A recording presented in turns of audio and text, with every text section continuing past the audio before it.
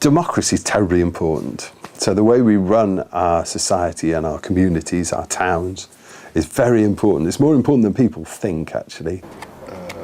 I suggest that we'll go up and down the springs, and then start on the crofts. Great. That's okay, and we'll see where we get to. Very good. 2015 is going to be an important election.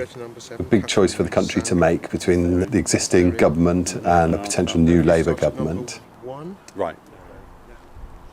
It's tough for Witney that it's had such high-profile MPs in the past.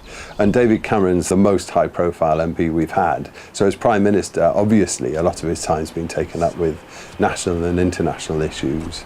And that's been to the detriment of West Oxfordshire. So one of the things that I can bring, as somebody who works in Witney and my children go to school in Witney, we brought them up in Witney, I can bring a local perspective to Westminster rather than being the Westminster guy who flies into Witney. I know, right? Sweet and sour. I've always been involved in politics.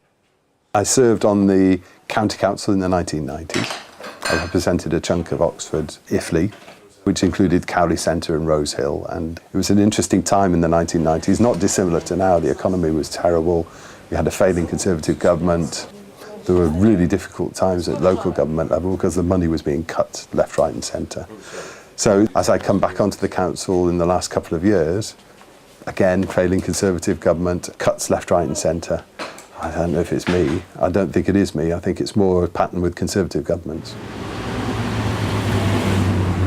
2 years ago, I was elected to the district council, and the year before that I was elected to the town council. And that was after a few years of trying and talking to people. And the thing that made a difference is because instead of asking people to vote for me first, I asked people, what can I do for you? What issues and problems have you got that I can help with?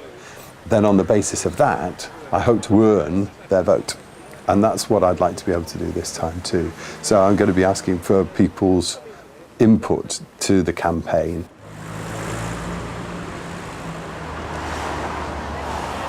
I think even the government might agree that some of the things they've done have been divisive. I would say they've been really rather damaging to our communities. And they've blamed a lot of the economic woes on the people who are least to blame. And what you need to do is to appeal to people's better nature, particularly at a tough time like this, to pull together. And instead of turning and blaming each other and pointing fingers, I think the next government will really need to rally people. And on the basis of that challenge, I'm hoping to get quite a bit of support. I'm also hoping to get people energetic again in politics, because elections are really not about the candidates all that much. It's about people expressing their will. And too often, it all seems an awfully long way away, the Westminster bubble. Politics ought to be about what we do every day. It's about what we do for a living, it's about getting up in the morning, it's about the traffic, it's about the housing, it's about the nature of the community that we want to live in. Yeah, one of the green posters. And I think that by talking about that, I'm hoping that I'm going to be able to get some support and to make a real difference in this election.